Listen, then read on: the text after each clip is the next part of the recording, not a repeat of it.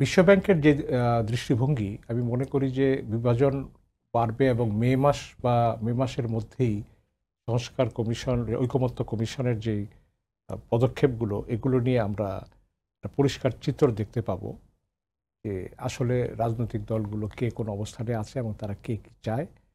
এবং বিএনপি বারবার বলছে যে তারা দ্রুত নির্বাচন না দিলে তারা আন্দোলনে যাবে। তো আমার কাছে মনে হয়েছে যে বিশ্বব্যাংকের যে ফোরকাস্টটা, বিশ্বব্যাংক নিশ্চয়ই বিনিয়োগের আঙ্গিকে যারা সব বিদেশি বিনিয়োগকারীরা স্থবির হয়ে বসে আছে দেখছে, ইউনূস সাহেব চেষ্টা করছেন বিদেশি বিনিয়োগ আনার জন্য। তো বিনিয়োগকারীদের ক্ষেত্রে হয়তো একটা শঙ্কা কাজ করবে।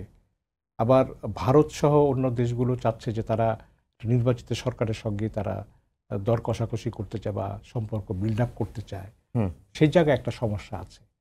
এবং ইউনূস সরকারকেও কিন্তু যদি জুনের কথা বলে থাকেন উনি এবং বলছেন হয়তো জুন মাসে, কিন্তু কোনো কারণে যদি জুনে না হয় তাহলে কি হবে, বা এই সরকারের ভেতরে রাজনৈতিক একটা প্রত্যাশাটা কি, এটা কিন্তু আমরা এখনো পরিষ্কার না।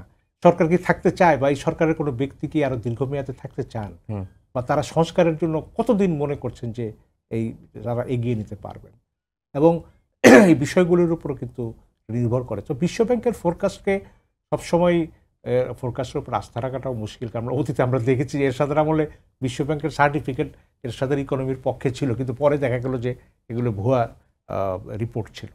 যাই হোক, তারপরে আমি বলবো যত দ্রুত নির্বাচিত সরকার আসে ততই লাভ, কিন্তু নির্বাচিত সরকারকে যেই কাঠামোর মধ্যে দিয়ে কাজ করতে হবে নতুন বাংলাদেশে, সেটা সংস্কারের মাধ্যমেই করতে হবে। তা না হলে কিন্তু আমি মনে করি নির্বাচন অর্থবহ হবে না, আবার একতরফা নির্বাচন অনুষ্ঠিত হবে। এবং নির্বাচন নিয়ে এক ধরনের একটা খেলাও আছে, যেমন জামাত বলছে যে স্থানীয় সরকার নির্বাচন, স্থানীয় সরকার নির্বাচন দিলে জামাত মনে করে যে বিএনপির চাইতে তারা ভালো রেজাল্ট করবে।